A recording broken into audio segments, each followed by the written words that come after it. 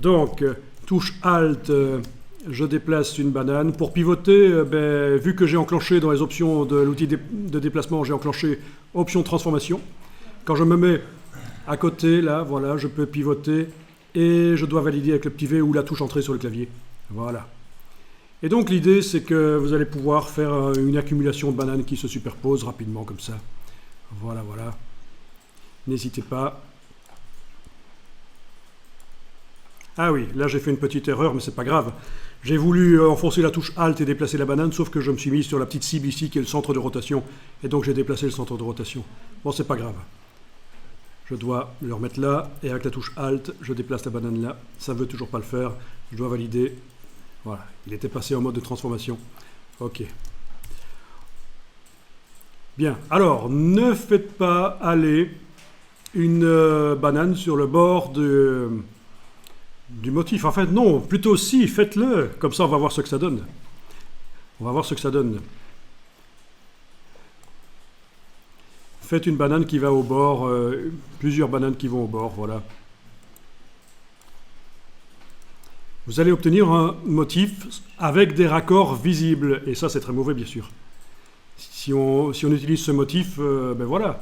Normalement, une banane qui est là sur le bord inférieur, droit du motif, elle dépasse. Je dois la voir réapparaître par le dessus, là. Eh bien, c'est pas le cas. Celle qui dépasse par là, elle devrait réapparaître par là. C'est pas le cas. Donc, c'est pas un motif au raccord, ça se voit tout de suite. D'accord? Ici, je suis revenu sur ma page web où j'avais tapé Seamless Pattern, public domaine entre guillemets, pour trouver des images que j'ai le droit d'utiliser, peu importe.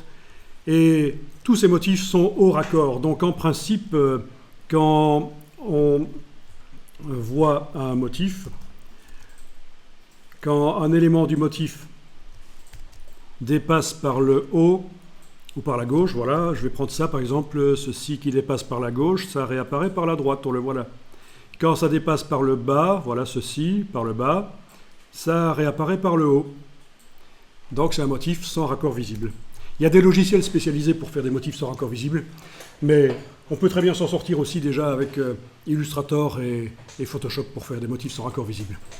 La technique peut aussi être appliquée à des textures de terre, de pierre, enfin de gravier.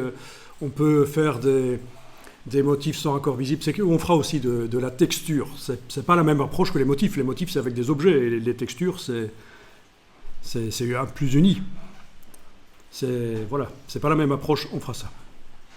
En tout cas, voilà, les seamless patterns, les motifs sans couture. Vous avez chaque fois, c'est comme ça qu'on les reconnaît tout de suite. Quand un objet dépasse par le haut, il réapparaît par le bas. Quand il dépasse par la gauche, il réapparaît par la droite. Un peu comme si on était sur une sphère. Voilà. Il y a des logiciels qui permettent de dessiner directement les motifs aussi. Je ne sais pas si vous connaissez Corel Painter.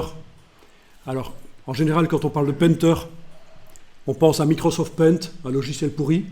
Mais Corel Painter, ça n'a rien à voir. C'est un logiciel pour les artistes. C'est un peu comme du Photoshop, mais plus complexe, parce qu'il y a plus d'outils appropriés aux artistes pour faire de la fausse aquarelle, de la fausse peinture à l'huile, etc. C'est vraiment génial comme outil. Et dans ce Corel Painter, depuis très longtemps, moi j'ai commencé au début des années 90 avec Corel Painter. Déjà à l'époque il y avait ça, on pouvait dessiner des motifs sans raccord. Quand on dépassait avec le trait par la droite, ça réapparaissait par la gauche. C'est assez génial. Ça fait partie des connaissances qu'un infographiste doit avoir, les logiciels qui existent. Voilà, j'ai tapé Corel Painter ici, et c'est un logiciel qui est très vieux. Avant Photoshop, en 92 déjà, Painter avait les calques, alors que Photoshop, il a fallu attendre 94. Au niveau du prix, c'est une licence perpétuelle. Ça veut dire qu'une fois que vous avez acheté le logiciel, il n'y a plus rien à payer, contrairement aux licences Adobe où il faut payer chaque mois. Voilà, bon, pour ceux qui pensaient que je suis là pour faire la publicité de Adobe, c'est pas le cas. Je suis en train de vous parler d'un logiciel alternatif qui est pas mal. Ça peut être vraiment bien. Il y en a d'autres, des logiciels alternatifs. Donc vraiment, je vous invite à aller voir ce qu'il est possible de faire avec Corel Painter. Mais franchement, il vaut mieux avoir des bagages en art, parce que c'est quand même assez complexe par rapport à Photoshop. Vous pouvez doubler la complexité par rapport à Photoshop, mais vous voyez le genre de choses qu'on obtient. Vous avez certainement déjà vu des illustrations faites dans Corel Painter. Vous avez cru que c'était de l'aquarelle ou de la peinture à l'huile, alors qu'en fait c'est fait dans le logiciel.